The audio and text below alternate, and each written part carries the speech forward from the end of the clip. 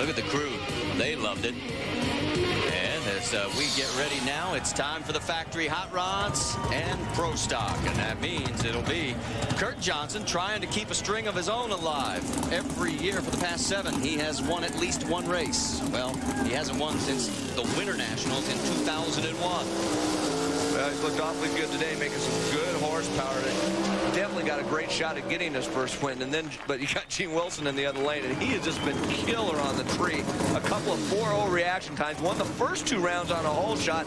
Probably would have beat Warren on a hole shot in the semis, except Warren had some problems. And just been really, really doing a great job of driving today. We're guaranteed of having our 13th different winner in pro stock this year. Gene Wilson in 3 prior finals this year, or 2 prior finals, has not been successful. He's trying to make it here for the first time into the winner's circle. And there is Warren Johnson, the professor, looking on. You know, Marty, with the sun down a little bit, that track's a little bit tighter. And if you look at Kurt's numbers, he's slowed down each run. He ran a 681, then a 682, and a 684 in the semi. Track's going to be a little bit tighter. If he was slower because of tire slippage, it should make the difference. But it'll be the same for both cars. They should both be able to step up and run better for this final round. Well, the ET slips have belonged to Kurt, but Gene has been just deadly on the tree. So watch the reaction time, upper left of your screen. Wilson left lane, KJ right lane.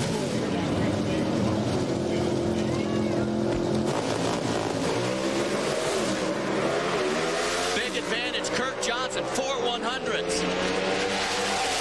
And the streak continues. 680, 202 to a 684 at 201. Mother Arlene is very happy, and so is that man right there, Dave Reef. Doesn't look like he's happy, but believe me, he's happy that his son kept that streak intact, won the last race of the year, and did it with some pretty good Warren Johnson horsepower there. Well, we've finally got back on as far as the performance program is concerned, and when that happens, guys work harder, the team works harder, the drivers drive better. I mean, it's one of those snowball effects, and Kurt did an absolutely fantastic job with his AC Delco Cavalier today. Our Pontiac Grand Am wasn't that far off, but those performance parts are definitely working. Johnson family definitely back in the heads of all the pro stock competitors. Well, it's his 23rd career win and the first of the year, and it came at a very opportune time. Kept the streak alive. And it was a great job. Kurt did his job on the starting line, 425 light, his best of the day, made his quickest run. Like we said, that thing was stuck 680 at 202 miles per hour. It was Kurt Johnson all the way for a great victory. Let's go to Bill at the far end. He's with Matt Hines. Well, for a rider that's so used to being in the championship hunt, no title this year, Matt, but to win the last race of the season certainly takes a little of the curse off it. Man, I got to thank everybody. You know, Vance and I's Eagle One Suzuki's just been working so good this last half of the season.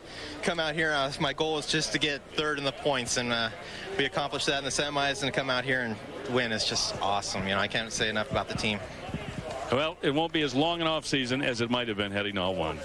And as we pointed out, it was his 3rd win here at the finals. In the funny car final, Tommy Johnson Jr. against the champ, John Force. And there is TJ. And we already mentioned the fact that the last 2 finals that he has been lined up against John have not been very memorable for him. He was the victim of John's 100th win back at Houston. And then if you remember Indy, John hole-shotted TJ, the only one he has lost this year in a hole shot. And there is Force just rolling up to the line. So while we're waiting for John to get into position, let's go back to the far end. Bill.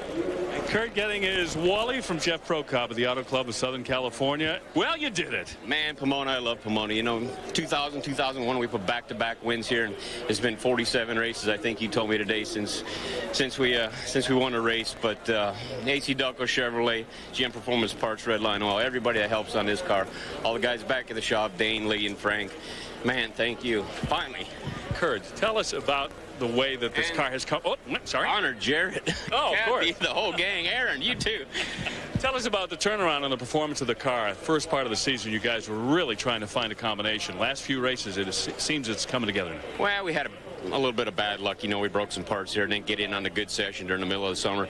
Finally got after this thing at Seattle. Dad told me you can do whatever you got to do. Just get that thing qualified. So actually, I started working on the chassis, made some major changes to it. The engine department came around, did their job. Everything came together, and finally here, the last race of the year. There is a happy drag race. 3rd time.